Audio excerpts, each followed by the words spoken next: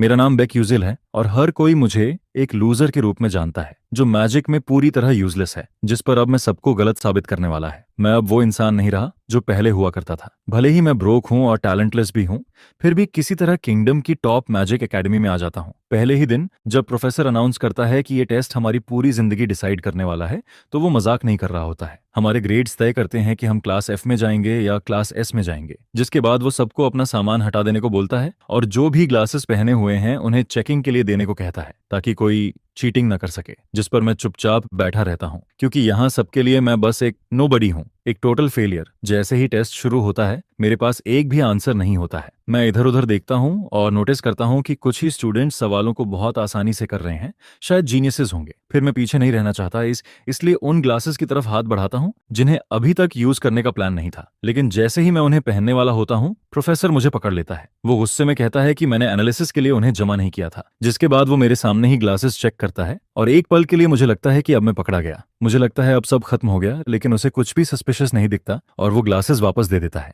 इस दुनिया में किसी के पास ऐसे ग्लासेस नहीं हैं। इन ग्लासेस की मदद से मैं टेस्ट के हर आंसर को देख सकता हूँ और उससे भी बहुत कुछ ज्यादा। फिर एग्जाम खत्म होता है और प्रोफेसर मेरे रिजल्ट को देखता है, जिस पर उसे एक बड़ा प्रॉब्लम नजर आता है। एक सवाल ऐसा था जिसका आंसर इम्पॉसिबल होना चाहिए था, लेकिन उसके बारे में आगे पता चलता है। इसके कुछ दिन पहले स्लम्स में एक कार रेस हमारे मेन कैरेक्टर को कहीं सुनसान जगह ले जा रही होती है। रास्ते में वो सो जाता है और उसे एक सपना आता है जिसमें उसे पास्ट की मेमोरी दिखती है, जहां वो कहता है कि बड़ा होकर वो एक मेज बनेगा और उसकी मदर उस पर बिलीव करती है। उसके पेरेंट्स मेहनत करके उसके लिए एक सेकेंड हैंड मैजिक बुक खरीदते हैं, जिसके बाद से वो रोज मैजिक पढ़ना शुरू करता है ताकि वो उन्हें प्राउड फील करवा सके। लेकिन फिर उसे डॉक्टर के पास जाना पड़ता है, जहां बताया जाता है कि उसे माना लीकेज सिंड्रोम है। ये सुनकर लड़का शॉक हो जाता है और इस बीमारी पर बिलीव नहीं कर पाता है, जिस पर हमारा प्रोटैगनिस्ट सोचता है कि ये बेक्यूजिल की मेमोरीज हैं या उसकी खुद की। तभी उसे तेज हेडेक होता है और वो अचानक जाग जाता है। उसे एहसास होता है कि सुबह हो चुकी है और साथ के मेजर्स कहते हैं कि वो अभी उसे जगाने ही वाले थे,